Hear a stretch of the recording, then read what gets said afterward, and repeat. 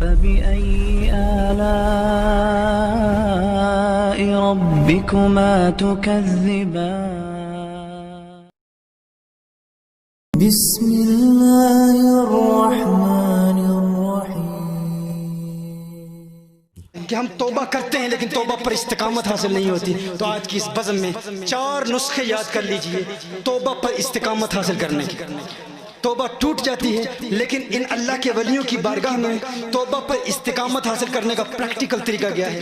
پہلا نقطہ یاد کر لیجئے جس پر آج الحمدللہ وہ نوجوان جو برطانیہ میں غیر مسلم تھے، عیسائی تھے، ایتھیسٹ تھے، شرابی تھے، شراب کی عادت سے نجات حاصل کرنے کی کوشش کرتے تھے لیکن استقامت نہیں ملتی تھی، آج ان 4 نسخوں پر عمل کر کے اللہ جل وعلا نے ان 9 مسلموں کو عشق مصطفیٰ کی شراب پلا دی. سبحان اللہ. آقا کے پیار کی شراب جسے مل جائے وہ اس دنیا کی شراب کا پھر نشہ نہیں کرتا. تو پہلا نسخہ کیا ہے؟ سب سے پہلا نسخہ یاد رکھیے، بری صحبت سے بچنا. اگر آپ گناہوں سے بچنا چاہتے ہیں تو پہلا کام، اگر آپ بار بار توبہ کرتے ہیں پھر ٹوٹ جاتی ہے، پھر کرتے ہیں، پھر ایک وقت آتا ہے آپ سوچتے ہیں یار اس توبہ پر استقامت حاصل کرنا ممکن ہی نہیں ہے، یہ پاسبل نہیں. بہت سارے لوگ یہ سمجھتے ہیں یہ پاسبل ہی نہیں ہے، یہ ممکن ہی نہیں ہے. لوگ یہ مولوی لوگ کہتے ہیں، کچھ مبلغ لوگ کہتے ہیں، لیکن توبہ کرتے ہیں لیکن استقامت حاصل کرنا ممکن نہیں ہے. یہ ماضی میں لوگ ہوتے تھے، اللہ کے پیارے ہوا کرتے تھے، اللہ کے ولی ہوتے ہوں گے، لیکن اس دور میں فحاشی اور یعنی میڈیا، پورنوگرافی، موویز یہ دیکھ کر ہم کیسے توبہ کر سکتے ہیں؟ تو یاد رکھیے پہلا کام، اگر آپ واقعی توبہ پر استقامت حاصل کرنا چاہتے ہیں تو یہ پہلا نسخہ یاد رکھیں، اسے ازبر کر لیں، زبانی یاد کر لیں. آپ اپنے آپ کو دھوکہ دے رہے ہیں. اگر کسی شرابی کے ساتھ آپ کی صحبت ہے، اس محفل میں آ کر آپ توبہ کرتے ہیں اور سمجھتے ہیں کہ اس کے ساتھ صحبت آپ کی رہے گی اور آپ توبہ پر قائم رہیں گے، توبہ پر استقامت حاصل کرنا ناممکن ہے. سب سے پہلا کام بری صحبت سے بچنا اور اللہ کے پیاروں کی صحبت اختیار کرنا، یہ پہلا نسخہ. بری صحبت فقط لوگ نہیں ہے، دور حاضر میں بری صحبت ٹی وی بھی ہے، میڈیا بھی ہے، انٹرنیٹ بھی ہے. سب سے پہلا کام آپ کو اپنے انٹرنیٹ کو یا تو بالکل ڈسکنیکٹ کر دیں، ختم کر دیں کچھ عرصے کے لیے. اگر یوتھ ہمارے نوجوان کہتے ہیں پاسبل نہیں ہے، یونیورسٹی کا کام ہے، دیگر ریسرچ کا کام ہوتا ہے، تو اگر ایسا کام ہے تو یاد رکھیں جب انسان کوئی مووی دیکھ رہا ہے پہلے انسان انٹرٹینمنٹ کے لیے دیکھتا ہے، اس کی سٹوری دیکھ رہا ہوتا ہے، پھر رفتہ رفتہ کوئی ایسا سین دیکھتا ہے اس کا مائنڈ ٹریگر کرتا ہے. جب مائنڈ ٹریگر کرتا ہے وہ اس کو پوز کر کے شاید کوئی اور مووی دیکھے، شاید اس سے بھی بری مووی دیکھے اور پھر وہ انسان کسی بڑے گناہ کا ارتکاب کرتا ہے. تو ایک چیز دوسری چیز کو ٹریگر کرتی ہے، دوسری تیسری کو کرتی ہے اور یوں یہ شیطان اور نفس کے حملے ہوتے ہیں. تو سب سے پہلا کام یہ ہے کہ اس سے بری صحبت فقط انسان نہیں، دور حاضر میں بری صحبت وہ انٹرنیٹ بھی ہے، یہ موویز بھی ہیں، ان سے آپ بچیں. لیکن اگر آپ سمجھتے ہیں کہ آپ انٹرنیٹ کے بغیر گزارا نہیں ہے تو پھر یہ کام کریں، آپ اپنے کمپیوٹر کو یا اپنے موبائل کو، اپنے پی سی کو یا اپنے لیپ ٹاپ کو آپ فقط اپنی لیونگ روم میں رکھیں یا اپنے کچن میں رکھیں، وہاں رکھیں جب آپ کے جہاں آپ کی فیملی کے ممبرز آتے جاتے ہیں، ان کا آنا جانا ہو، وہاں سے گزر رہے ہوں تو آپ کوئی حرام مووی پھر نہیں دیکھیں گے، بدنگاہی کا ارتکاب نہیں کریں گے. یہ ایک اس کا حل ہے. سب سے پہلی بات بری صحبت سے بچنا. دوسرا اہم مسئلہ وہ یہ ہے کہ اپنے نفس کے خلاف کچھ نہ کچھ ہر روز کریں. یہ بہت اہم ہے، ہر روز اپنے نفس کے خلاف. ہماری تحریک کنز الہدیٰ کے منہج میں ایک یہ عمل ہے کہ آغاز کیا جاتا ہے ہر روز ایک کام اپنے نفس کے خلاف کریں. دیکھیے آپ گھر میں آئے ہیں، آپ تھکے ہوئے ہیں، آپ چاہتے ہیں کہ آپ فوراً لیٹ جائیں، آپ ریسٹ کرنا چاہتے ہیں، لیٹنا چاہتے ہیں، آپ کا نفس چاہتا ہے کہ آپ آرام کریں. آپ کہیں ابھی میں نہیں آرام کرتا، ابھی نہیں لیٹتا، میں 1 گھنٹے کے بعد لیٹ جاؤں گا.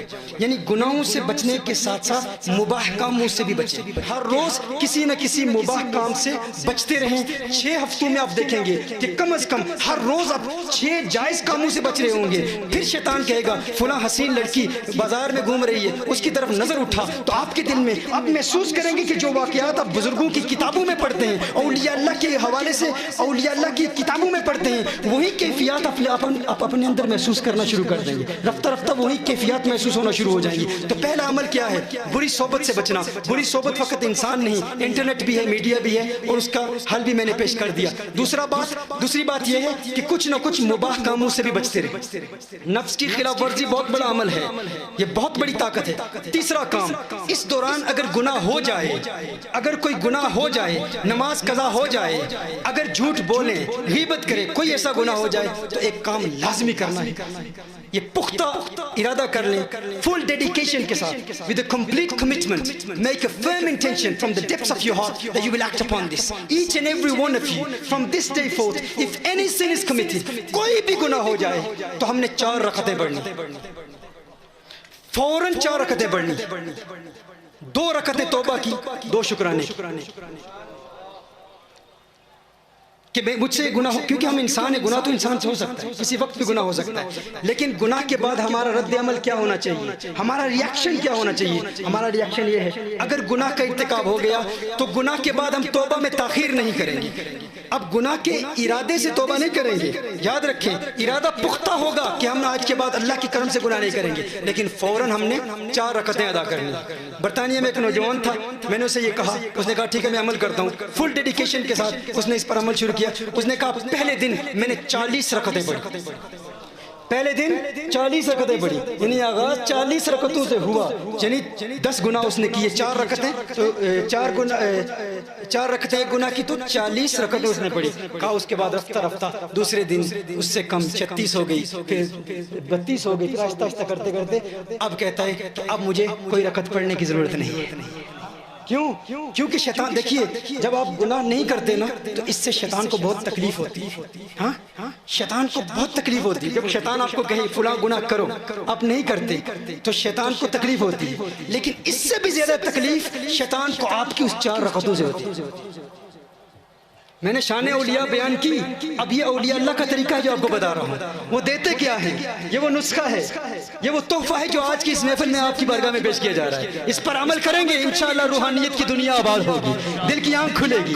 जरूरी है कि अगर गुनाह हो जाए, पहले तो मुबाह कामों से भी बचना है। जिस तरह मैंने कहा हराम से बचना आसान काम नहीं है, लोग दावा करते हैं। सबसे पहले अपने अंदर की रूहानी, वो लतीफ़ा रब्बानी नूरानी जो हमारे अंदर मौजूद है, वो रूहानी ताकत, उसको जिंदा करना है। और उसके साथ साथ क्या करना है, अगर उस दौरान गुनाह हो जाए तो 4 रकतें अदा करनी है। और चौथा अमल क्या है, रात सोने से पहले अपना मुहासबा करना।